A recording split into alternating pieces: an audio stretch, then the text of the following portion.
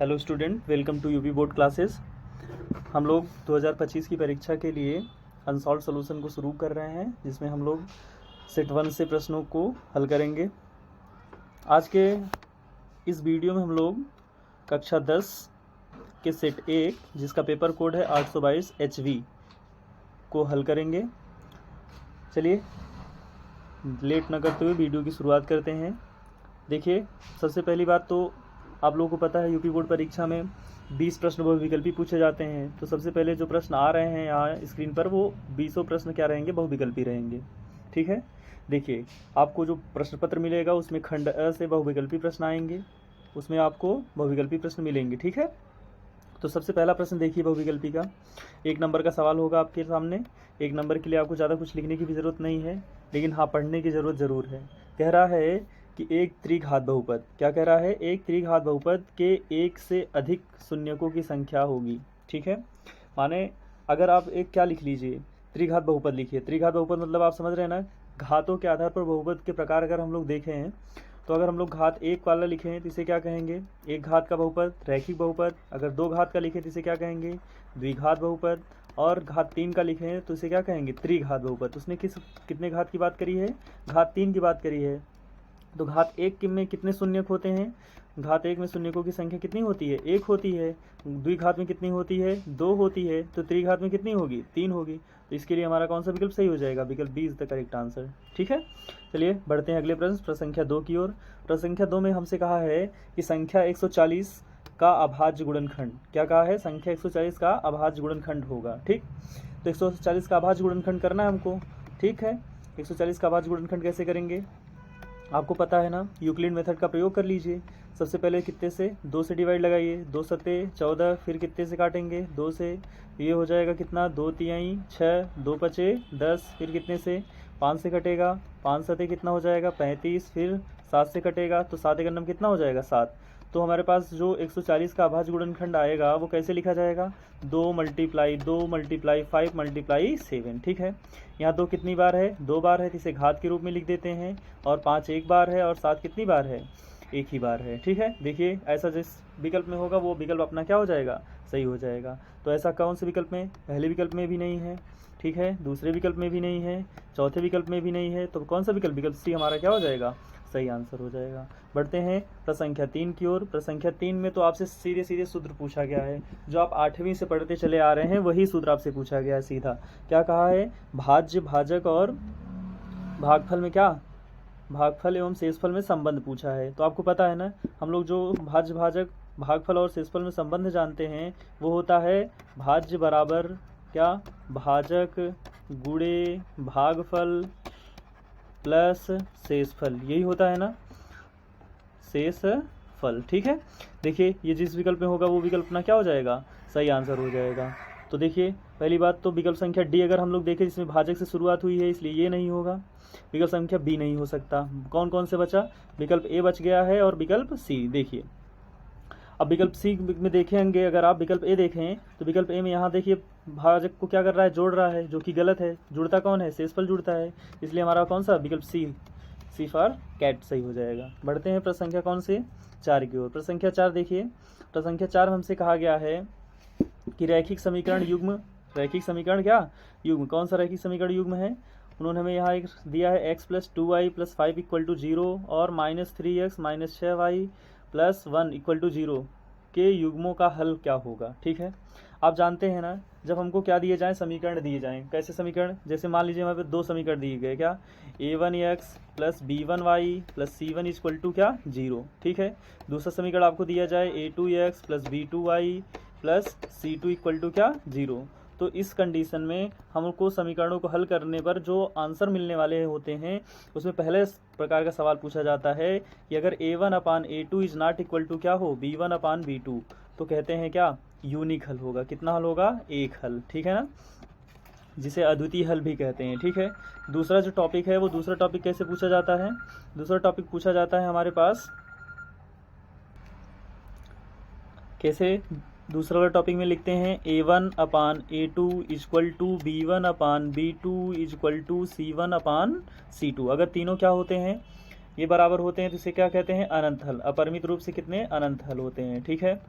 और तीसरी बात अगर हमसे कही जाए तो तीसरी बात ये है कि अगर A1/A2 इक्वल टू B1/B2 हो लेकिन C1/C2 के बराबर ना हो तो इसे हम लोग क्या कहते हैं, कोई हल नहीं। क्या कहते हैं, कोई हल नहीं, ठीक है। तो देखिए हमें इसी मेथड पर इस सवाल को लगाना है। सवाल में क्या लिखा है उन्होंने, सवाल में लिखा है उन्होंने क्या x + 2y + 5 इक्वल टू क्या 0, ठीक है। यहाँ x कोफिशिएंट कितना है, 1 है, ठीक है। अब देखिए दूसरा जो समीकरण है वो क्या है, वो है -3x - 6y + 1 इक्वल टू क्या 0, ठीक है। तो अब इन दोनों समीकरणों को तुलना करके जब आप लिखना शुरू करेंगे तो क्या लिखेंगे, पहले समीकरण का x का कोफिशिएंट, दूसरे समीकरण से x का कोफिशिएंट -3 इक्वल टू का चिन्ह लगाइए, यहाँ लिखिए 2, फिर दूसरे कोफिशिएंट से क्या -6 इक्वल टू क्या 5 क्या 1, ठीक है। थोड़ा सॉल्व करते हैं ये कि यहाँ देख पा रहे हैं आप 2 एकन्नम 2, इसे हल कर सकते हैं और इसे सरल भी कर सकते हैं। 2 एकन्नम 2 3 6 हो गया, तो क्या हो जाएगा, ये हो जाएगा 1/-3 इक्वल टू 1/-3। लेकिन ये क्या हो रहा है, ये हो रहा है 1/3 हो ही नहीं रहा है, तो यहाँ कौन सा चिन्ह लग जाएगा, नॉट इक्वल टू का। और नॉट इक्वल टू का चिन्ह कौन से मेथड में लग रहा है, थर्ड मेथड में लग रहा है। तो क्या, कोई हल नहीं होगा, समझ रहे ना। तो हमारा जो विकल्प सही हो जाएगा वो कौन सा सही हो जाएगा, अद्वितीय तो होगा नहीं, 2 हल भी नहीं होंगे, ठीक है। अपरिमित रूप से अनेक हल, ये भी नहीं होने वाला है, ठीक है। तो क्या होगा, हमारा उपयुक्त में से कोई नहीं हमारा क्या हो जाएगा, सही हो जाएगा, ठीक। चलिए बढ़ते हैं नेक्स्ट क्वेश्चन की ओर। नेक्स्ट क्वेश्चन में देखिए सवाल हमसे समांतर श्रेणी से पूछी गई है। समांतर श्रेणी में उन्होंने हमसे क्या पूछा है कि सारवांतर पूछा है। क्या पूछा है, सारवांतर पूछा है, ठीक है ना। देखिए कितना आसान क्वेश्चन आपसे पूछा जाएगा, आपको ज़्यादा परेशान होने की आवश्यकता नहीं है। बस आपको क्या करना है, अनसॉल्व पेपर को पूरी तरह से क्या कर लेना है, हल कर लेना है, ताकि आपको किसी प्रकार की समस्या ना आए, ठीक है। तो ये क्या हो जाएगा, देखिए समांतर श्रेणी हमारे पास जो है वो क्या है, उसकी शुरुआत है -5 से, फिर क्या है -1 है, फिर 3 है, फिर 7 है, ठीक है ना। इस तरह से हमारी समांतर श्रेणी है। और समांतर श्रेणी में हमसे प्रथम पद की बात करें तो प्रथम पद हमारे पास क्या हो जाएगा, -5। और अगर हम लोग क्या बात करें, A1, अगर A1 लिखें या T1 लिखें प्रथम पद, फिर A2 लिखें तो A2 कितना हो जाएगा, -1 हो जाएगा। और हमको पता है ना कि हम D कैसे निकालते हैं, D कैपिटल नहीं स्मॉल d लिखते हैं, उसे लिखते हैं क्या, A2 - A1, ठीक है। A2 - A1 करेंगे तो A2 की वैल्यू -1 और माइनस क्या हो जाएगा, +5। तो आंसर कितना हो जाएगा, +4 हो जाएगा। देखिए कौन सा विकल्प है, +4, विकल्प D इसका क्या हो जाएगा, सही आंसर हो जाएगा। चलिए बढ़ते हैं प्रश्न संख्या 6 की ओर। प्रश्न संख्या 6 में हमसे कहा गया है द्विघात समीकरण ax² + bx + c = 0 का क्या विविक्तकर होगा। सीधे आपसे सूत्र पूछा गया है, विविक्तकर कैसे निकालते हैं, d = b² - क्या 4ac, ठीक है। तो b² - 4ac, इसमें 2ac लिखा है इसलिए ये गलत है, इसमें प्लस लिखा है इसलिए ये गलत है, इसमें भी प्लस लिखा है, तो हमारा आंसर कौन सा हो जाएगा, c सही हो जाएगा, ठीक है। बढ़ते हैं प्रश्न संख्या कौन सी, 7 की ओर। प्रश्न संख्या 7 हमसे क्या निर्देशांक ज्यामिति से सवाल पूछा उन्होंने कहा है कि 2 बिंदु कौन कौन से हैं, 2 बिंदु हैं 2, 3 और कौन 4, 1 के बीच की क्या पूछा है, दूरी पूछा है। बिंदु 2, 3 और 4, 1 के बीच क्या पूछ रहा है, दूरी। तो हम लोग जानते हैं ना डिस्टेंस फार्मूला। सबसे पहले क्या लिख रहे हैं, डिस्टेंस फार्मूला। अगर हमारे पास 2 पॉइंट कौन x1 y1 तथा कौन है x2, y2 हैं, तो इन दोनों बिंदुओं के बीच की दूरी हम लोग d √अंडर कैसे निकालते हैं, x2 - x1 का whole square plus y2 - y1 का होल स्क्वायर वाले फार्मूले से निकालते हैं, ठीक है। ये मैं फार्मूला इसलिए बार बार आपके सामने सवालों के आने पर लिखूंगा ताकि आपको क्या हो, फार्मूले का रिवीजन हो। ये सीरीज इसीलिए चल रही है ताकि आप क्या कर सकें, सवालों को रिवाइज कर सकें, मेथड को रिवाइज कर सकें कि अगर अब सवाल ऐसी आएगी तो हम उसे कैसे लगा पाएंगे, ठीक है ना। तो देखिए हमारे पास जो पॉइंट्स हैं वो कौन कौन से हैं, पॉइंट्स हमारे पास 2 और 3 हैं, ठीक है। और कौन सा तथा पॉइंट है हमारे पास 4, 1, ठीक है। तो आपको दिख ही रहा होगा x1 y1 और x2 y2 सब वैल्यू आपके सामने लिखी ही हुई है, ठीक है। तो हम लोग क्या लिख रहे हैं, d। तो d बराबर हो जाएगा √x2 - x1, x2 की वैल्यू कितनी है 4 माइनस कितना 2 का होल स्क्वायर प्लस y2 की वैल्यू 1 - 3 का क्या हो जाएगा होल स्क्वायर। तो ये हो जाएगा d √अंडर 4 में से 2 गया तो 2 का स्क्वायर प्लस 1 में से -3 घट गया तो -2 का स्क्वायर। तो ये आंसर हो जाएगा 2 दूना कितना 4 प्लस 2 दूना कितना 4, 4 और 4 कितना हो जाएगा 8 हो जाएगा। अब 8 को हम लोग क्या कर सकते हैं, 8 को अगर हम लोग रूट से बाहर निकालने का प्रयास करें तो इसे लिखेंगे 2 गुणे 2 गुणे 2, तो आंसर हो जाएगा कितना, ये जोड़ा बन जाएगा। तो ये जोड़ा बनेगा तो बाहर निकलेगा, तो ये हो जाएगा 2 रूट कितना 2 रूट 2 कौन से विकल्प में है, विकल्प संख्या बी में है, ठीक है ना। तो ये हमारे लिए विकल्प संख्या बी क्या हो जाएगा, सही आंसर हो जाएगा। चलिए बढ़ते हैं अगले प्रश्न संख्या 8 की ओर। प्रश्न संख्या 8 भी द्विघात समीकरण से सवाल पूछा है उन्होंने कहा है द्विघात समीकरण, क्या बोला है उन्होंने, द्विघात समीकरण 3x square minus 12x plus m बराबर 0 के मूल क्या है, बराबर है। मूल बराबर हैं तो हम लोग क्या लिखते हैं, जब मूल बराबर होते हैं तो d इक्वल टू क्या 0, ठीक है। मूल वास्तविक होते हैं तो d इज ग्रेटर देन 0, मूल काल्पनिक होते हैं तो d लेस देन 0, समझ रहे ना। बराबर, मूल बराबर हैं, ठीक है। माने यहाँ और भी लिखना चाहिए था, या लिख देता हूँ बराबर मूल, ठीक है। यहाँ क्या लिखेंगे, यहाँ लिखेंगे वास्तविक मूल, कौन सा, अगर वो सवाल में वास्तविक मूल बोले तब हमें क्या लिखना है, ग्रेटर देन लिखना है, ठीक है। और काल्पनिक मूल की बात तो आपके टॉपिक में है ही नहीं, कोई दिक्कत नहीं होने वाली, ठीक है। तो यहाँ हम लोग क्या लिख लेंगे इसके लिए, काल्पनिक मूल। तो यहाँ से सवाल ही नहीं पूछा जाता क्योंकि ये आपके टॉपिक में ही नहीं है, ये आपको आगे की कक्षाओं में पढ़ने के लिए मिलेगा। बस आपसे अगर सवाल पूछेगा वो तो इन्हीं 2 टॉपिक में पूछेगा, और मोस्टली ये है कि अगर आपसे पूछेगा भी तो इसी पे पूछेगा, बराबर मूल पर, ठीक है। तो हमारे पास क्या हो जाएगा, ये हो जाएगा 3x square minus 12x plus m equal to क्या हो जाएगा 0, ठीक है ना। अब देखिए ध्यान से, अगर हम लोग बात करें तो यहाँ हमारे पास क्या हो जाएगा, a बराबर हो जाएगा 3, b बराबर क्या हो जाएगा -12, c बराबर क्या हो जाएगा m, मूल बराबर हैं तो हम लोग क्या लिखेंगे d equal to 0, d equal to 0 मतलब b square minus 4ac equal to 0। b की वैल्यू कितनी है -12, ये हो जाएगा -12 का square minus 4 multiply by 3, c की वैल्यू क्या है m इक्वल टू क्या हो जाएगा 0। तो 12 का वर्ग करेंगे तो ये हो जाएगा 144 इक्वल टू, ये हो जाएगा पॉजिटिव हो जाएगा 4×3=12 m, ठीक है। तो वो अब अगली लाइन में हो जाएगा 144 बटा कितना 12 बराबर क्या हो जाएगा m। तो नेक्स्ट लाइन में हो जाएगा m इक्वल टू 12, ठीक है ना। m इक्वल टू कितना 12, कौन सा विकल्प है, विकल्प संख्या डी, कौन सा, विकल्प संख्या D is the correct answer, ठीक। चलिए बढ़ते हैं अगले प्रश्न संख्या 9 की ओर। प्रश्न संख्या 9 में हमसे उन्होंने कहा है क्या, कि एक समबाहु त्रिभुज है, एक क्या है, समबाहु त्रिभुज ABC जिसकी भुजाएं क्या हैं 2a हैं, और उसका प्रत्येक शीर्षलंब की लंबाई क्या होगी, शीर्षलंब की लंबाई। पहले ध्यान सुनिए, सवाल क्या है, एकदम आसान है, लेकिन सबसे पहले आपको सवाल समझ में आना चाहिए। सवाल में उन्होंने कहा एक समबाहु त्रिभुज है, तो समबाहु त्रिभुज है तो हम लोग समबाहु त्रिभुज बनाएं। समबाहु त्रिभुज वो होता है जिसकी तीनों भुजाएं क्या होती हैं, बराबर होती हैं। तो तीनों भुजाएं बराबर होने का मतलब क्या, ये भी कितना है 2a है, ये भी कितना है 2a है, ये भी कितना है 2a है, समझ रहे हैं ना। तीनों भुजाएं 2a 2a 2a हैं। अब उन्होंने हमसे क्या कहा है कि शीर्षलंब बताइए, क्या बताइए, शीर्षलंब। तो शीर्षलंब के लिए आप समझ रहे हैं, जैसे मान लीजिए इस शीर्ष से इस पर खींच दे लाइन, तो हम इस शीर्ष से माने बिंदु ए से, कहाँ से, बिंदु ए से, अगर बिंदु ए से हम लोग इस पर एक रेखा खींच दें लंबवत हो जो, तो उसे हम लोग क्या बोलेंगे, शीर्षलंब बोलेंगे। या आप किसी से भी खींच सकते हैं, बी से भी या सी से भी, ठीक है। तो सबसे पहले अगर आपको शीर्षलंब पता करना है तो हम लोग क्या करना पड़ेगा, त्रिभुज का क्षेत्रफल निकालना पड़ेगा, ठीक है। तो शीर्षलंब को मान लेते हैं, शीर्षलंब की लंबाई क्या, यही सवाल ही समझ लीजिए, इसी सवाल को लगा रहे हैं, शीर्षलंब की लंबाई h मान लिया। तो हम लोग क्या लिखेंगे, त्रिभुज ABC का क्षेत्रफल, ABC का क्षेत्रफल क्या हो जाएगा 1/2 base into height, base into height, ये होता है त्रिभुज का क्षेत्रफल, ठीक है ना। ये होता है क्या, त्रिभुज का क्षेत्रफल। अब देखिए त्रिभुज जो है वो कैसा है, समबाहु त्रिभुज है, तो यहाँ समबाहु लिख दीजिए, समबाहु त्रिभुज। तो समबाहु त्रिभुज का क्षेत्रफल क्या होता है, कर्णी में 3/4 इंटू क्या, भुजा का स्क्वायर, क्या होता है, कर्णी में 3/4 इंटू क्या, भुजा का स्क्वायर इक्वल टू, ये हो जाएगा 1/2, आगे क्या हो जाएगा, बेस इंटू क्या, हाइट हो जाएगा, ठीक है ना। तो देखिए ध्यान से, ये हो जाएगा कितना, कर्णी में 3/4, भुजा की वैल्यू कितनी हो जाएगी 2a का स्क्वायर इक्वल टू 1/2, बेस कितना हो जाएगा 2a इंटू हाइट तो हमें पता नहीं इसलिए h लिख दिया। अब देखिए यहाँ 2a कितनी बार है, 2 बार है, तो एक बार उस पार है तो एक बार उस पार से क्या हो जाएगा, कैंसिल आउट हो जाएगा। यहाँ बचेगा कितना, यहाँ जो भी बच रहा है उसको इस पर ट्रांसपोज कर दीजिए, तो ये हो जाएगा कितना, कर्णी में 3 इंटू 2 दूनी कितना 4a, ठीक है, सॉरी 4a कैसे होगा, स्क्वायर तो कट चुका है तो 2a ही होगा, 2a, फिर ये 2 उस पार से आ रहा है तो ये हो जाएगा 2 अपान कितना हो जाएगा 4 इक्वल टू क्या हो जाएगा h, ठीक है। तो ये 2 दूनी 4, ये 2 दूनी 4 क्या हो जाएगा, आपस में कैंसिल आउट हो जाएगा। तो हाइट h बराबर क्या हो जाएगी, करनी में 3a।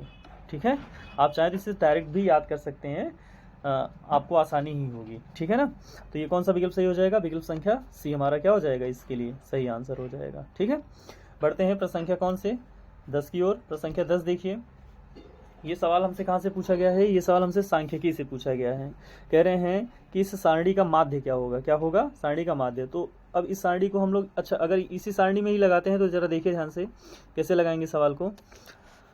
यहाँ हमको इसी में लगाते हैं ना। ठीक है, देखिए कैसे, वर्ग अंतराल दिया हुआ है हमें, तो वर्ग अंतराल को हमें, वर्ग अंतराल से हमें xi निकालना पड़ेगा। ठीक है ना, वर्ग अंतराल से क्या निकालना पड़ेगा? अच्छा रुके, टेबल बनाते हैं, देखिए ध्यान से। यहाँ बना देंगे हम लोग वर्ग अंतराल, ये हो गया हमारा वर्ग अंतराल। ठीक है, वर्ग अंतराल क्या है? 1 से 3 है, फिर क्या 3 से 5 है, फिर क्या 5 से 7 है, फिर क्या 7 से 9 है, फिर क्या 9 से 11 है। ठीक है, वर्ग अंतराल के माध्यमान को निकालेंगे तो इसे लिखेंगे xi। कैसे माध्यमान कैसे निकालते हैं? आपको पता होगा, माध्यमान निकालने के लिए अपर सीमा और लोअर सीमा को जोड़ करके 2 से डिवाइड लगा देते हैं। तो 3 और 1 4 बटा कितना हो जाएगा?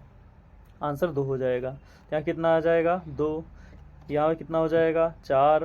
3 और 5 8, 8 में 2 से भाग दिया तो कितना आ गया? 4 आ गया। 7 5 12, 12 में 2 से भाग दिया तो 6, 9 7 16, 16 में 2 से भाग दिया तो 8, 9 और 11 कितना हो जाएगा? 20, 20 में 2 से भाग दिया तो 10। ठीक है, ये हो गया xi। अब बारंबारता हमें दी हुई है, तो बारंबारता को किससे? f से लिखते हैं। f हो जाएगा कितना? 3। कितना हो जाएगा? इसके लिए 2। यहाँ हो जाएगा कितना? 4। यहाँ कितना हो जाएगा? 2। यहाँ कितना हो जाएगा? 3। हम लोग क्या निकालेंगे? xi fi निकालेंगे। ठीक है, माने x का f में क्या करेंगे? इसका इसमें क्या करेंगे? मल्टीप्लाई करके यहाँ लिख रहे हैं। ठीक है, तो ये क्या हो जाएगा? 2 3 6, ये हो जाएगा कितना? 4 दूनी 8, ये हो जाएगा कितना? 6 चौका 24, ये हो जाएगा 8 दूनी 16, ये हो जाएगा 10 3 कितना? 30। जोड़ दीजिए, ठीक है, जोड़ेंगे तो कितना हो जाएगा? ये 16 24 कितना हो जाएगा? 40। 40 में 30 जोड़ देंगे तो 70। 70 8 78, 78 और 2 80 4 84, यहाँ हो जाएगा कितना? 84। ठीक है, f जोड़ दीजिए तो ये हो जाएगा कितना? 4 2 6 3 9, 9 और 9 3 12, 12 और 2 कितना हो जाएगा? 14, 12 और 2 कितना हो जाएगा? 14। तो हमें x बार निकालना है, तो x बार बराबर क्या हो जाएगा? Summation of fi xi upon summation of f। तो लिख दीजिए, x बार बराबर हो जाएगा 84 अपान कितना? 14, 14 छंग कितना होता है? 84। तो आंसर कितना हो जाएगा? 6। कितना हो जाएगा? 6। छोटा सा सवाल है, आप चाहें इसे इसी टेबल में भी लगा सकते हैं। कैसे? 3 और 1 का कितना हो जाएगा? इसका 3 और 1 का कितना हो जाएगा? 2 हो जाएगा। इसका कितना हो जाएगा? 4 हो जाएगा। 2 2 बढ़ेगा अब 6, इसका कितना? 8। ऐसे करके आप वहाँ टेबल में भी लगा सकते हैं, कोई दिक्कत नहीं है। बढ़ते हैं प्रश्न संख्या 11 की ओर। प्रश्न संख्या 11 से सरल कोई सवाल ही नहीं है इस सेट में। क्यों? क्योंकि इसका आंसर कितना होने वाला है? पहला सही होने वाला है। ठीक है, कैसे? आपको पता है ना, हम लोग क्या करेंगे? साइन 27 डिग्री अपान क्या? कॉस 63 डिग्री में से किसी एक को चेंज कर दीजिए। किसी एक को चेंज करने का मतलब ये है कि चाहे आप अंश को चेंज कर दीजिए, चाहे कैसे हर को चेंज कर दीजिए, तो आपका आंसर मिल जाएगा। देखिए कैसे, ये हो जाएगा हमारे पास साइन 90 डिग्री माइनस कितना? 63।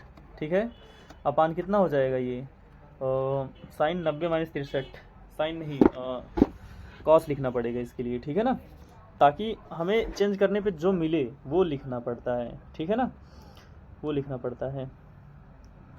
देखिए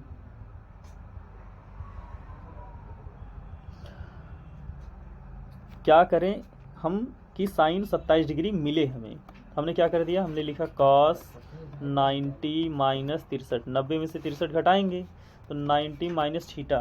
क्या? 90 माइनस थीटा क्या होता है? कॉस 90 माइनस थीटा क्या हो जाएगा? Sine 27 degree. सही है ना? अब ये कितना लिखा है? कॉस 90 माइनस थीटा, तो ये हो जाएगा कितना? 90 में से 63 घटाएंगे 27 मिलेगा। ठीक है, तो ये हमें देगा जो, एक गलती और कर दी हमने, यहाँ आपको क्या अनुपात साइन लेना है, अनुपात चेंज होगा ना। साइन 90 माइनस 63 अपान क्या हो जाएगा? अपान हो जाएगा कॉस 63 डिग्री। ठीक है, तो आंसर हो जाएगा कितना? साइन 90 माइनस 63 का क्या हो जाएगा? कॉस 63 अपान कितना हो जाएगा? ये कॉस 63। ठीक है, ये इससे कैंसिल आउट हो जाएगा, तो आंसर हो जाएगा 1। बढ़ते हैं अगले प्रश्न संख्या 12 की ओर। देखिए प्रश्न संख्या 12 में हमसे क्या पूछा गया है?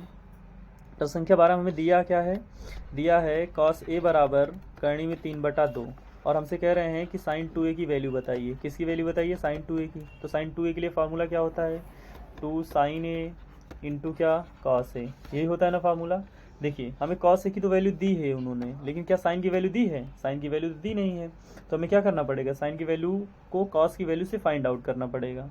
फिर क्या करेंगे हम लोग इसे करेंगे क्या? 2, एक फार्मूला आपको याद होगा सर्वसमीका, sine square theta plus cos square theta बराबर कितना होता है? 1 होता है ना। तो हम लोग इससे साइन की वैल्यू अगर निकालेंगे तो क्या लिखेंगे?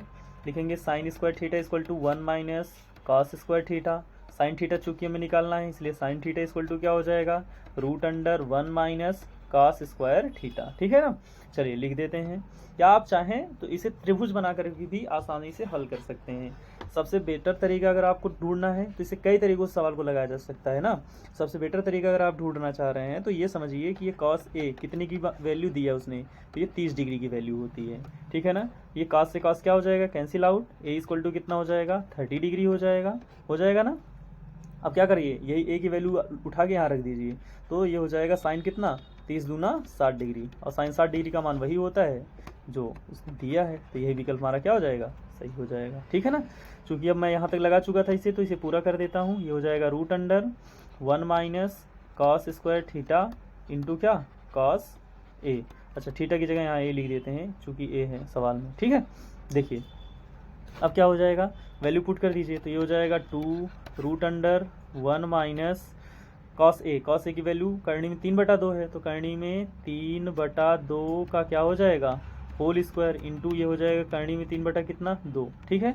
चलिए हल करिए, हल करेंगे तो ये क्या हो जाएगा? अगली लाइन में ये हो जाएगा 2 मल्टीप्लाई √1 माइनस 3 करनी में 3 है तो उसका स्क्वायर 3 हो जाएगा, और ये हो जाएगा 2 दूनी कितना? 4। ठीक है। गुणे कितना हो जाएगा? करनी में 3/कितना? 2। अब देखिए अब क्या हो जाएगा, अगली लाइन में हो जाएगा कितना? 2 मल्टीप्लाई 4 × 4, 4 में से 3 घट जाएगा तो कितना बचेगा? 1, और 4 को रूट से बाहर निकालेंगे 2, और ये हो जाएगा करनी में 3/कितना? 2। 2 से 2 ये वाला हो जाएगा कैंसिल आउट। ठीक है। बचेगा कितना? करनी में 3/2। यही तो अपना आंसर आया था इससे पहले भी। ठीक है। चलिए पढ़ते हैं प्रश्न संख्या 13 की ओर। प्रश्न संख्या 13 देखिए, त्रिकोणमिति से ही सवाल है, और सवाल त्रिकोणमिति के होने के साथ साथ क्या सर्वसमीका से सवाल है। कहाँ से है? सर्वसमीका से। देखिए अगर हम सर्वसमीका की बात करें तो पहली सर्वसमीका आप सब जानते हैं, sign square theta plus cos square theta बराबर क्या होता है? 1। दूसरी सर्वसमीका क्या होती है?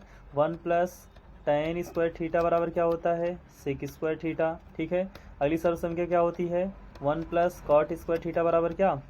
Cosec square theta. तो आप देख रहे हैं ना, सर्वसमीका नंबर 2 और सर्वसमीका नंबर 3 यहाँ लिखी हुई है सीधे सीधे। तो 1 प्लस tan स्क्वायर थीटा को हम लोग क्या लिख देंगे? 1 प्लस tan स्क्वायर थीटा को सेक स्क्वायर थीटा लिख देंगे। ठीक है ना। ये हो जाएगा क्या? Sec square theta upon 1 plus cot square theta को क्या लिख सकते हैं? Cosec square theta. क्या लिख सकते हैं? Cosec square theta. तो ये क्या हो जाएगा? ये हो जाएगा सेक थीटा को लिखेंगे 1 अपान क्या? Cos square theta. कॉसेक को क्या लिखते हैं? 1 अपान क्या? Sign square theta. ठीक है। ये वाली लाइन क्या हो जाएगी? गुणे में बदल जाएगी, तो ये क्या हो जाएगी? यहाँ स्क्वायर है तो यहाँ हो जाए क्या? साइन स्क्वायर थीटा अपान क्या? Cos square theta. ठीक है। साइन स्क्वायर थीटा अपान कॉस स्क्वायर थीटा को क्या बोलते हैं? tan square theta. ठीक है ना। ये रहा आपका आंसर। ये तो मेथड हुआ इस तरीके से लगाने का। अगर आप दूसरा तरीका लगाना चाहते हैं तो वो और भी आसान मेथड है। कैसे? आप देखिए बोर्ड पे एक बार फिर से मैं सवाल को लगाता हूँ। सवाल में क्या दिया है हमें? 1 plus tan square theta upon 1 plus cot square theta. ठीक है। अब देखिए ध्यान से, इसे हम लोग लिख देते हैं 1 plus tan square theta upon cot theta को 1 अपान 10 लिखते हैं कि नहीं लिखते? तो ये हो जाएगा 1 upon tan square theta. Cot theta को हमने 1 अपान की टर्म में लिख दिया। ठीक है। नेक्स्ट लाइन क्या हो जाएगा? नेक्स्ट लाइन में हो जाएगा 1 प्लस tan स्क्वायर थीटा अपान, यहाँ एलसीएम हल करेंगे तो ये क्या हो जाएगा? ये हो जाएगा tan स्क्वायर थीटा प्लस 1 अपान क्या हो जाएगा? tan square theta. ठीक है। अब देखिए ध्यान से, अगर हम बात करें तो 1 प्लस tan स्क्वायर थीटा से 1 प्लस tan स्क्वायर थीटा क्या हो जाएगा? कैंसिल आउट, और ये tan स्क्वायर थीटा का अंश में मल्टीप्लाई हो जाएगा, तो आंसर क्या हो जाएगा? tan square theta. ठीक है। आप इस मेथड से भी इस सवाल को हल कर सकते हैं। प्रश्न संख्या 14 की बात करते हैं। देखिए प्रश्न संख्या 14 कहा है उन्होंने, साइन 2a बराबर 2 sin a होगा कब? ये बात सत्य होगी कब? समझ रहे हैं ना। मतलब वो कहना चाह रहे हैं कि ये जो साइन 2a है, साइन 2a है वो 2 साइन a होगा कब। ठीक है, हमने अभी अभी इससे पहले की सवाल में आपको फॉर्मूला लिखाया था कि साइन 2a बराबर होता है 2 sine a into cos a। ठीक है, अब आप बताइए कि अगर यहाँ आपको कास क्या करना है, हटाना है, तो आप क्या कर सकते हैं, आप a की कोई वैल्यू बताएंगे कि a की वैल्यू होगी। a की वैल्यू अगर आप क्या बताएंगे, 90 डिग्री बताते हैं, तो cos 90 डिग्री की वैल्यू क्या हो जाएगी, 0, और 0 की वैल्यू होते ही ये पूरा टर्म ही क्या हो जाएगा, 0 हो जाएगा। तो आप सोचिए जल्दी से कि a की ऐसी कौन सी वैल्यू ले लें जिसपे वो 1 बने, ना कि 0 बने। तो 0 डिग्री ले लेते हैं, कौन सा, 0 डिग्री हम लोग ले लेते हैं। a इक्वल टू क्या, a equal to 0 degree, a equal to क्या, 0 डिग्री। ठीक है, कैसे, तो a इक्वल टू 0 डिग्री, तो हम लोग लिखेंगे क्या, साइन 2a बराबर क्या होता है, 2 साइन a इंटू क्या, कॉस a। अब a बराबर 0 डिग्री हमने ले लिया, ये हो जाएगा कितना, साइन 0 डिग्री इक्वल टू क्या, 2 कितना हो जाएगा, 2 साइन क्या हो जाएगा, 2 साइन 0 डिग्री इंटू कॉस क्या, 0 डिग्री। अच्छा, अगर 0 डिग्री हमने ले लिया तो ये साइन 0 डिग्री का मान क्या हो जाएगा, 0, और इधर भी क्या हो जाएगा, 0, और इसका मान कितना हो जाएगा, 1। लेकिन सवाल वाले ने कहा है कि साइन 2a बराबर 2 साइन a बचना चाहिए, क्या होना चाहिए, 2 साइन a बचना चाहिए, ऐसा बोल रहा है ना। तो अगर हम 45 डिग्री पे चेक करें तो 45 डिग्री पर भी तो वैल्यू नहीं मिलने वाली है। ठीक है, चलिए 45 डिग्री पे चेक कर लेते हैं, 0 डिग्री पर तो नहीं हुआ भाई, एक ये पूरा टर्म ही 0 हो जा रहा है ना, तो 45 डिग्री पर तो हमारा आंसर नहीं होगा। चलिए किस पे चेक करते हैं, 45 डिग्री पर। हम लोग जानते हैं क्या कि साइन 2a बराबर होता है 2 साइन a इंटू क्या, कॉस a। हमने a बराबर क्या ले लिया, 45 डिग्री, कितना ले लिया, 45 डिग्री। तो ये क्या हो जाएगा, ये साइन 90 डिग्री हो जाएगा, इक्वल टू ये हो जाएगा 2 साइन 45 डिग्री इंटू कॉस कितना, 45 डिग्री। ठीक है, अब देखिए ये हो जाएगा कितना, 2 मल्टीप्लाई 1 अपान अंडर रूट 2, ये हो जाएगा 1 अपान अंडर रूट 2। ठीक है, तो ये क्या हो जाएगा, अंडर रूट 2 2 हो जाएगा, 2 से 2 कट के आंसर कितना बना देगा, 1, और साइन 90 डिग्री का मान कितना होता है, 1 होता है। ठीक है ना, मतलब ये समझिए कि साइन 2a बराबर 2 साइन a कब होगा, जब जब एंगल कितना होगा, 45 डिग्री होगा, जब एंगल कितना होगा, 45 डिग्री होगा। समझ गए ना, माने 45 डिग्री होगा, तो हम लोग साइन 2a बराबर 2 साइन a ऐसा कुछ लिख सकते हैं। ठीक है, 60 डिग्री पर चेक करें तो 60 डिग्री पे हमें नहीं लगता कि 60 डिग्री पर भी बनेगा। ठीक है, 60 डिग्री पे नहीं बनेगा, सी पे ही बनेगा। ठीक, बढ़ते हैं प्रश्न संख्या 15 की ओर। देखिए प्रश्न संख्या 15 में क्या कहा है कि 22 सेंटीमीटर परिधि वाले, क्या बोला है, 22 सेंटीमीटर परिधि वाले एक वृत्त के चतुर्थांश का क्षेत्रफल है। चतुर्थांश का, चतुर्थांश का मतलब वृत्त है, क्या हमारे पास एक वृत्त है, और वृत्त को अगर हम लोग क्या बनाएंगे, कोऑर्डिनेट में बनाएंगे तो उसमें कितने भाग हो जाएंगे, 4 भाग हो जाएंगे। तो उसके एक भाग, चतुर्थांश माने कितना, इस भाग का, किसी एक भाग का, समझ रहे ना। उसने हमें क्या दिया है, परिधि दिया है। हम लोग जानते हैं वृत्त के बारे में क्या क्या बातें जानते हैं, 3 बातें वृत्त के बारे में जानते हैं। क्या, पहला कि जो वृत्त की परिधि होती है, क्या, वृत्त की जो परिधि होती है वो होती है 2 पाई r। ठीक है, और वृत्त का परिमाप अगर हम कहें तो उसे ही परिधि भी कहते हैं। ठीक है ना, फिर उसके बाद हम लोग क्या, क्षेत्रफल की बात करें, वृत्त का क्या, क्षेत्रफल, तो वृत्त का क्षेत्रफल क्या होता है, पाई r स्क्वायर। ठीक है, तीसरी बात क्या है, वृत्त की जो त्रिज्या होती है वो व्यास का क्या होती है, आधा होती है। ठीक है ना, ये सारी बातें हैं। तो हमें क्या दिया है, परिधि दिया है उन्होंने, तो परिधि से सवाल को लगाना शुरू करेंगे। तो क्या लिखेंगे, लिखेंगे वृत्त की परिधि, क्या लिखेंगे, वृत्त की परिधि 2 पाई r। ठीक है, तो ये हो जाएगा कितना, 2 पाई r इक्वल टू 22। ठीक है, तो ये हो जाएगा 2 मल्टीप्लाई 22 अपान 7, रेडियस पाई की वैल्यू, रेडियस तो हमें पता ही नहीं है, इक्वल टू कितना हो जाएगा, 22, 22 से 22 क्या हो जाएगा, कैंसिल हो जाएगा। ठीक है, तो बचेगा कितना, r बराबर हो जाएगा 7/2। हमें क्या निकालना है, चतुर्थांश का क्षेत्रफल। तो क्या लिखेंगे, वृत्त के चतुर्थांश का क्षेत्रफल। ठीक है ना, वृत्त के चतुर्थांश का क्षेत्रफल बराबर पाई r स्क्वायर बाई कितना, 4। ये हो जाएगा कितना, पाई की वैल्यू रख देते हैं। ठीक है ना, तो ये हो जाएगा 22/7। ठीक है, गुड़े रेडियस की वैल्यू कितनी हो जाएगी, 7/2 मल्टीप्लाई 7/2। ठीक है, और बटे 4 तो रहेगा ही रहेगा, तो गुड़े 1 बटे कितना हो जाएगा, 4। ठीक है, एक साथ से एक साथ क्या हो जाएगा, कैंसिल आउट हो जाएगा। ठीक है, फिर 2 से हमने क्या कर दिया, इसे कट कर दिया, तो कितनी बार कट गया, 11 बार में कट गया। ऊपर कौन कौन बचा, एक 7 बचा, एक 11, तो 11 सतह कितना हो जाएगा 77, और 4 दूनी कितना हो जाएगा 8 सेंटीमीटर स्क्वायर। देखिए कौन से विकल्प में है, विकल्प संख्या सी में दिख रहा है, ठीक है ना। तो विकल्प संख्या सी इसके लिए सही आंसर हो जाएगा। बढ़ते हैं प्रश्न संख्या 16 की ओर। क्या कह रहा है, कैप्सूल संयोजन है। कैप्सूल आपने देखा है कि नहीं देखा है। कैप्सूल की बात करें तो कैप्सूल ऐसे बनता है, सबसे पहले क्या बनता है, बेलन बनता है। क्या बनता है, बेलन बनता है, ठीक है, ध्यान से देखिए।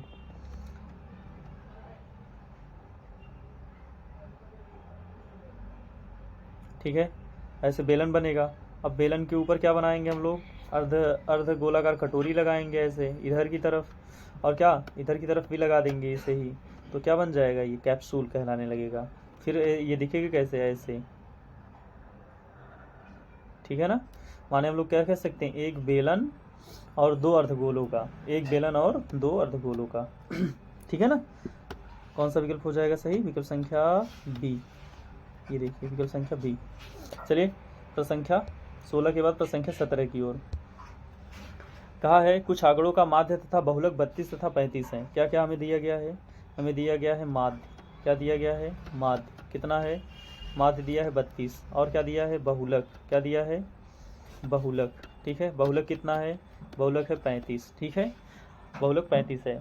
तो हमसे क्या पूछ रहे हैं, उसका माध्यक होगा। हम लोग सूत्र जानते हैं, क्या सूत्र जानते हैं, बहुलक बराबर, अगर आपको याद नहीं है तो मैं आपको ट्रिक भी बताता हूँ कैसे याद करेंगे। बहुलक बराबर 3 गुणे माध्यिका माइनस 2 गुणे माध्य, ठीक है।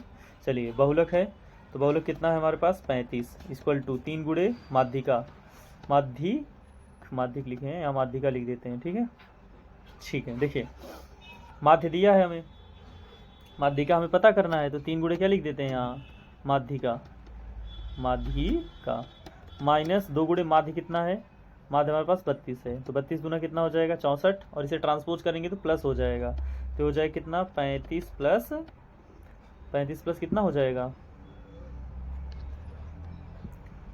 35 प्लस 32 गुना 64, ठीक है, इक्वल टू 3 गुणे माध्यिका, 3 गुणे क्या माध्यिका, ठीक है। अब देखिए 64 में जोड़िएगा तो कितना हो जाएगा 5 4 कितना 9, 6 3 और कितना 9, और इसमें 3 से डिवाइड लगाना है क्योंकि 3 का यहाँ क्या है इसके साथ मल्टीप्लाई, तो ये हो जाएगा क्या माध्यिका, ठीक है ना। तो 3 से हमने मल्टीप्लाई कर दिए, डिवाइड करा, तो ये हो जाएगा कितना 33, इसकी माध्यिका हो जाएगी, क्या हो जाएगी माध्यिका, ठीक है। कौन सा विकल्प सही हो जाएगा, विकल्प संख्या डी, ठीक है। चलिए बढ़ते हैं प्रश्न संख्या 18 की ओर।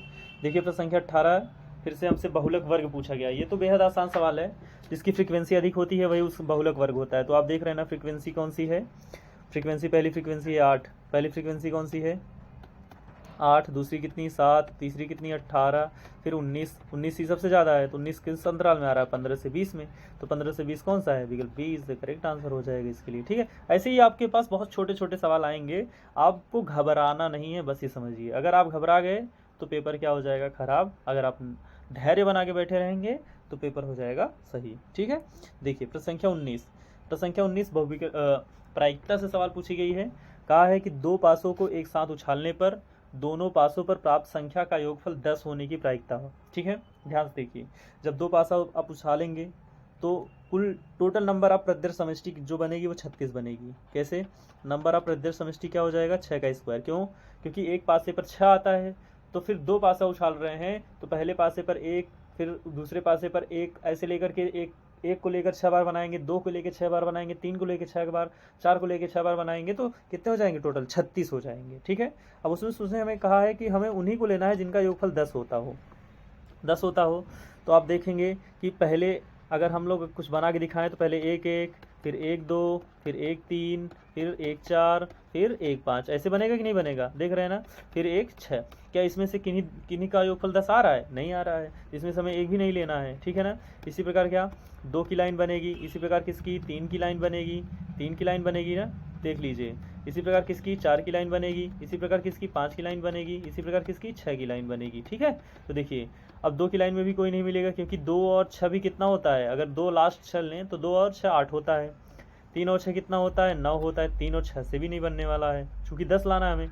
अब देखिए 4 और 1 4 2 6 हो जाएगा, 4 3 7 हो जाएगा, 4 4 8 हो जाएगा, 4 और 5 9 हो जाएगा, 4 6 10 हो जाएगा। देख रहे हैं ना, 4 6 एक ले लेंगे, कितना ले लेंगे 4 6, ठीक है, ध्यान से देखते रहिएगा। अब 4 6 लिए हैं तो फिर क्या ले लेंगे, 5 5 लेंगे, क्या लेंगे 5 5 इस लाइन से लेंगे, 10 होना चाहिए। और इस लाइन से कितना लेंगे, इस लाइन से लेंगे हम लोग 6 और 4 3, कितने बने 3 बने, एक यहाँ से बन गया, एक इस लाइन से बन गया जिसका जोड़ 10 आ रहा है, इसका बन गया 10 आ रहा है, तो ये हो जाएगा कितना 3। क्या लिखेंगे कि योगफल 10 आने की प्रायिकता, योगफल वैसे बहुविकल्पी है तो लिखना तो है नहीं उतना, आपको लिख देना है फिर भी, समझ रहे ना, क्या लिखना है, योगफल 10 होने की प्रायिकता क्या हो जाएगा 3/36, 3/36 मतलब 1/12, ठीक है ना, 12 3 36 होता है ना, पहला विकल्प सही हो जाएगा। बढ़ते हैं बहुविकल्पी के अंतिम प्रश्न की ओर। देखिए अंतिम प्रश्न हमारे पास क्या है, एक पासे को एक बार फेंकने पर सम संख्या प्राप्त होने की प्रायिकता। अब पासा फेंके पहले, इस बार एक ही बार फेंका जा रहा है तो नंबर ऑफ ब्रदर्स समष्टि 1 2 3 4 5 और 6 होगा। अब उन्होंने हमसे क्या कहा है कि सम संख्या होनी चाहिए, क्या होनी चाहिए सम संख्या, तो सम संख्या कब होगी, जब 2 आएगा और क्या आएगा 4 आएगा और क्या आएगा 6।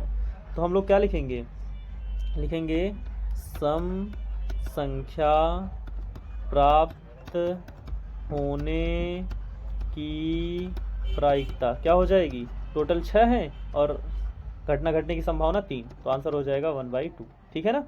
कौन सा विकल्प, विकल्प संख्या सी, ठीक है ना। देखिए हमने इस वीडियो में कुल मिला जुला करके बहुविकल्पी प्रश्नों को कवर किया है। अगर आपको वीडियो पसंद आती है तो प्लीज़ वीडियो को लाइक कीजिएगा और हमें कमेंट करके ये बताइए कि आगे जो प्रश्न हैं खंड ख के, ये तो खंड अ था, खंड ब जो है उसे भी हल कराना है कि नहीं कराना। अगर यस तो प्लीज़ सब लोग, जितने लोग वीडियो देखिए सब लोग लाइक कीजिए और कमेंट में करके हाँ लिखिए, ठीक है। और हम सेट 2 के बहुविकल्पी प्रश्नों की वीडियो जल्दी ही डालेंगे, चूँकि हमें समय नहीं मिल पाता इसलिए बहुत टाइम बाद हम ये वीडियो लेके आ पाए हैं आपके लिए। क्या हुआ कि पिछले कुछ दिनों से क्या हुआ कि कोई इस्टेब्लिश स्थान नहीं था जहां मैं रुक सकूं, इस वजह से आपको वीडियो नहीं मिल पा रही थी। अभी हो गया है तो अब आपको वीडियो, मैं पूरी कोशिश करूंगा कि वीडियो मिलती रहे समय समय पर, ठीक है। चलिए तो थैंक यू। प्लीज़ अगर चैनल पर नए हो तो चैनल को सब्सक्राइब करना ना भूलें, शेयर करना तो बिल्कुल ना भूलें।